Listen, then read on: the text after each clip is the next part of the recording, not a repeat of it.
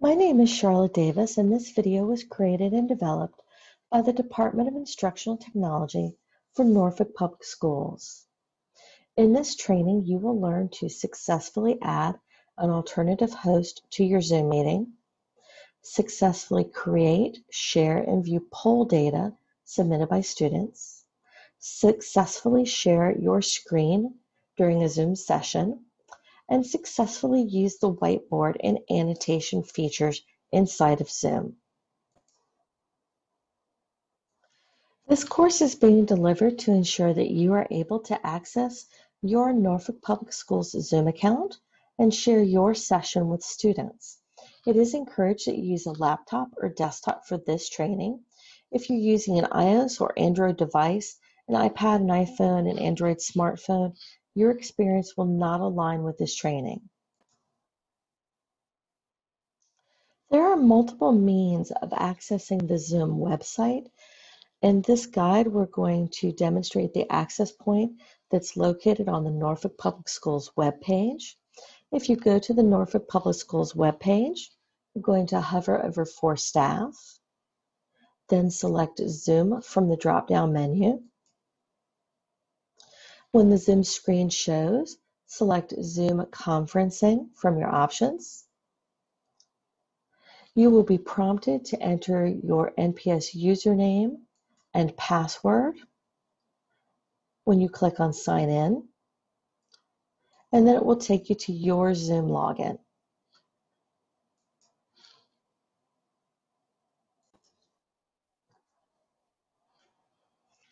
Zoom is Norfolk Public Schools' virtual tool to conduct synchronous instruction with students.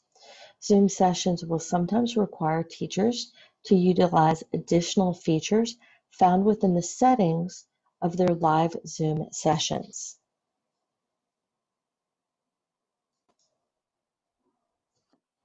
So let's practice those settings. You have two options to schedule a meeting. You can look at the top of the page and click on the Schedule a Meeting button. You can also look on the left-hand side and find Meetings. When you click that, your list of meetings will appear, and you can click on the Schedule a Meeting button. Once that screen opens, I of course can give a topic or title to my meeting. I'm just going to call this Sample Meeting. I can enter a description, the date and time of my meeting, but for today we're going to focus on some of the additional options that are available to your meetings. I want you to look towards the bottom of the screen where it says Meeting Options. Please notice the Enable Join Before Host option. When this is selected, students will be able to join the meeting before you. This should always be disabled. We do not want our students to enter the Zoom rooms without the teacher present. The next option that I want you to notice is the Mute Participants Upon Entry. This should be clicked and turned on. Students will need to unmute their mics if they want to talk, and of course the teacher can ask them to unmute. The next thing that I would like you to notice at the bottom is alternative hosts. Alternative hosts are very, very important. An alternative host could be an instructional partner. They could be an ITRT, an administrator, a specialist, a grade level partner. An alternative host can start the meeting. They can start the meeting if you're having technical issues or if you are slightly delayed or were ill. An alternative host can manage the administrative functions of the meeting that a host normally can do. An alternative host can assist with breakout rooms. An alternative host can manage the chat. So as you see, these are really important to have. To add an alternative host, just type in the email address of the person who you would like to add. When you click to save your meeting, your alternative host will receive an email letting them know that they've been assigned as an alternative host. They will also receive the link that they would use in order to start the meeting. I'm going to click Save. And now I need to double check to make sure that I've done everything properly. I have my date and time for my meeting. I have my alternative host listed. I have the invitation link that I can use to copy and paste, or to pull the invitation location and paste it directly into my Canvas, attaching it to a button. And now let me look at my meeting options. Enable join before host is turned off. Mute participants upon entry is turned on. I would suggest that you pause your video at this point and take a minute to create your own sample meeting, and then we will start again. Now that you've created your own meeting where you have disabled join before host, enabled mute before entry, and assigned an alternative host to the meeting and saved your meeting, we're ready to go to our next step. Remember that today we're looking at adding an alternative host and creating and sharing and viewing poll data submitted by your students. So let's look at our polls. I'm going to go into the meeting that I just created, sample meeting. I'm going to click on the title of the meeting to open my meeting options. I can see the information I previously added, my alternative host. My enable join before host is turned off. My mute participants upon entry is turned on. I'm going to go down to the very bottom. At the very bottom it says, you have not created any poll yet. I want to create a poll. So what are Zoom polls? Zoom polls are a means of collecting immediate data from your students. They offer you the option to use single choice questions or multiple correct answer choices. It's a quick way to check for understanding. You can also do social and emotional check-ins, and it gives you very quick, immediate feedback on lessons and activities. So let's switch over and look at how you would add a poll. I'm going to go to the right-hand side and click on Add. When the poll screen opens, you have a couple of options. You have the title of your poll. Notice that it also says for your multiple choice questions, either single answer or multiple choice. And you have the option to make a poll anonymous. I'm going to enter a title for my poll. I do not want to make my poll anonymous because I want to know which students have submitted which answers. I'm going to type in my first question.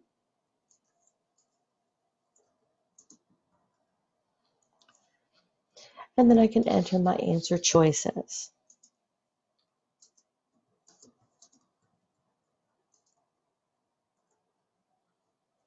I can continue entering answer choices.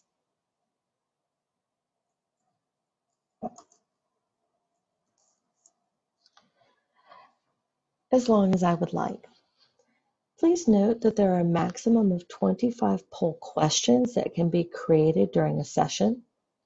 When and why should you create separate poll questions? I've entered my first question.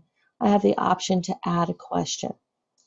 Creating a poll before your Zoom session allows you to plan points to check for comprehension and understanding with your students. Creating separate polls would allow teachers to launch different polls at different times during the lesson. Creating a poll during your session would allow you to collect formative feedback if you notice a need to check for understanding. So if I want to add a question, I'm just going to click. Notice that my first question is incomplete. If you realize that you've accidentally left a question unanswered or with incorrect answer choices, just click on Edit and you can go back and edit or delete that question.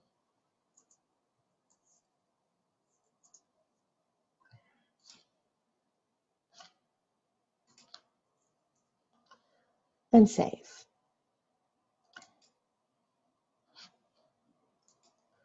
Once I've saved my poll, it's going to say Poll 1 Sample, and I have my two questions. If I wanted to create a second poll, maybe for later on in my lesson with my students, I would click Add, and this would be my sample poll number 2.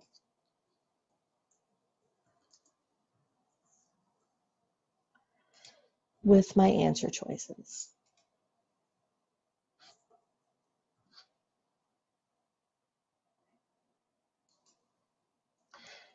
And now, as you can see, I have two possible polls that I can offer during this meeting with my students.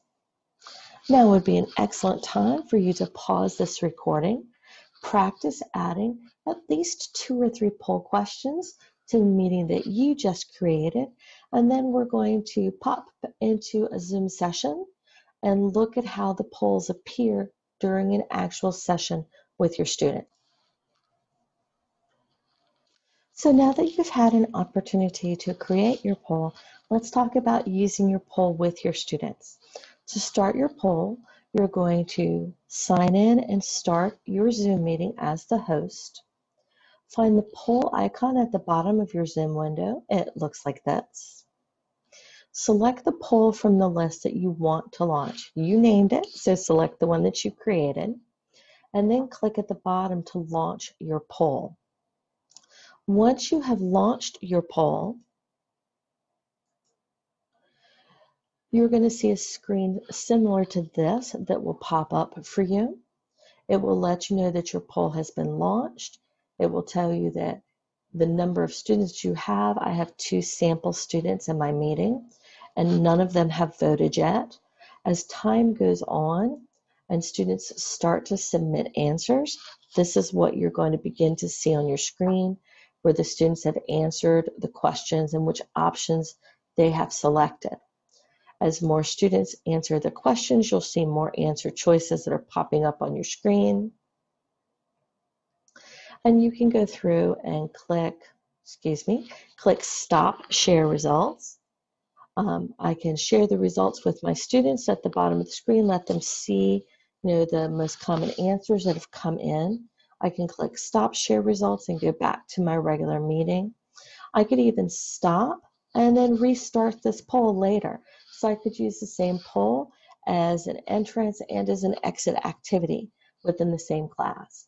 How are you going to pull scores if you would like to look at this data later, a little bit more in depth? You're going to go back to your Zoom login. On the left-hand side, you're going to select Reports. Go into Meeting Report. Make sure you have clicked Poll Report, and you will see a list of your polls that are available. Then you can click the Generate button, and it will generate a list for you of your poll and the answers that you received. Please be aware that it does take at least 5 minutes for your poll results to generate. If you try to log in before that 5-minute period of time, you will not see your polls listed yet. So now that you've created and played with your polls just a little bit, let's talk about screen sharing. Screen sharing allows the Zoom host to display their computer screen to their participant. It could be used to display text, to share a PowerPoint or a Google slideshow, to share an image, maybe to walk students through a procedure, display a video, show a website. There's all sorts of things that you might choose to share on your screen. So you need to know the process to share your screen. You're going to click on the share screen icon. You're going to make sure that you've shared your computer audio, and you may need to optimize your screen to share a video clip. So let's talk about how you're going to go through and do that. So let me pull up my share screen and look at an example. So I'm going to find my new share button and click it. For some users, it will be at the top of the screen, for others at the bottom of the screen. Once I've clicked on New Share, this window is going to pop up. It's going to offer me all of the things that I have easily available to share right now. I might have my desktop, I might have a Google Chrome tab that I want to share. Down at the bottom, you're going to notice where it says Share Computer Sound and Optimize Screen Share for Video Clip. If I want to share a video of any type, I need to click the Share Computer Sound button to make sure that that's available. Once I have selected what I want to share, I click on it and click Share, and I'm ready to go. Our last option that we're going to discuss is using the whiteboard and annotating features. I'm going to walk you through the process of sharing your screen again. I'm going to click on the green New Share button. I'm going to select what I want to share. In this case, it would be my whiteboard. If I wanted to share video or audio, I would need to make sure to click that Share Computer Sound option. This time I'm going to select my whiteboard, and then I'm going to show you how to annotate. So let's look at the tools that are actually available to you inside of your whiteboard. I've clicked on my whiteboard, I've shared my screen, I've clicked on annotation, and now you can see my toolbar. So if you look up the top, for most users, your toolbar is going to be along the top edge of your window. This can be moved around. If you'd like to put it in a different location, you can just click and drag it to move. So on my annotation toolbar, after I've shared my screen, these are the tools that I'm generally going to save. Please note that the select, the spotlight, and the save options are only available if you are the one who started the sharing of the screen or the whiteboard. So for your tools, the mouse is going to turn on and off your annotation tools. It's going to let you use your mouse pointer to point to different options. That button is usually blue if your annotation tools are deactivated. The select tool is available to you if you're the one who started the share screen. It lets you select, move, resize anything that is on your annotated board. You can select several things at once by clicking and dragging your mouse across to display a section area. If you click on the text tool, the text tool will allow you to insert text onto your board. The drawing tool gives you different drawing options. You can put in lines, arrows, shapes. If you are using a touch screen, you could draw freehand. Please note that when you want to highlight an area of a shared screen, you would click and drag just like you normally would. You have the option to insert boxes and circles. They can be fully filled in, or as you see marked in red on my screen, it could be like a translucent shape. For example, these might be a great way to create a Venn diagram. The stamp is going to allow you to put in predefined icons like a check mark or a pointer arrow, a little heart, a star, some cool little things that kids like to say. For your next tools, the spotlight will give you a little laser pointer that helps to get people focused on what you want them to look at on the screen. But you also have an arrow option where if you were displaying a sheet of text, you could point at the line where you wanted the students to be focused. Any of your drawing tools, your text tools, your stamps, you can color change by clicking the Format button. Mine is currently clicked in red, but if I click Format, I can change to any color that I might like to use. The last of the annotation include things like your eraser, just click and drag to erase parts of it. The Format, which I mentioned for changing color, line, width, font. Undo lets you undo your last couple of actions. Redo puts it back again if you made a mistake. Clear will delete all of the annotations that you have placed on the board, but you also have the option to delete the annotations that your students may have added to the board. Save is going to save my screen, and it's going to save all of those annotations, and then you have the choice of how you might like to save that as a picture, a PNG file, or as a PDF, and you can choose where you want to save this, generally to the computer that you're working. I now have my whiteboard option that has popped up on my screen, and I have different options that I can use. I'm going to click on text, click anywhere on my screen, and type. As I type, it's going to pop up on my screen live. Please be careful, you have to spell check. I can click on draw. I have freehand drawing tools, but I also have the option to draw different shapes. If I would like to draw shapes in different colors, I just go up to Format and choose the color that I would like to use. This is a very convenient tool. I can also use this to say add a highlight arrow for something that I would like to draw students' attention to. Stamps are available. Stamps give me small options, a little heart, a star, a pointer arrow. If I want to spotlight a particular section, I can turn on my little red laser pointer spotlight. I also have an arrow that I can use to spotlight particular items. If I'm finished with my work, I can erase individual sections, or I can click clear and clear all of my drawings or my viewers' drawings if I have allowed students the option to annotate. There are more annotation options that are available in your whiteboard. I love the whiteboard, and I do suggest that you take a little bit of time to play with that and experiment with it. It's very fun. Please remember what we were learning in this particular video. You should be able at this point to successfully add an alternative host to your Zoom meeting. You should be able to successfully create, share, and view poll data submitted by your students. You should be able to successfully share your screen during a Zoom session.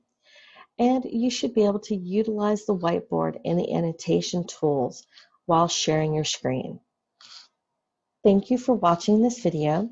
If you need additional support, please contact your building ITR team for further assistance.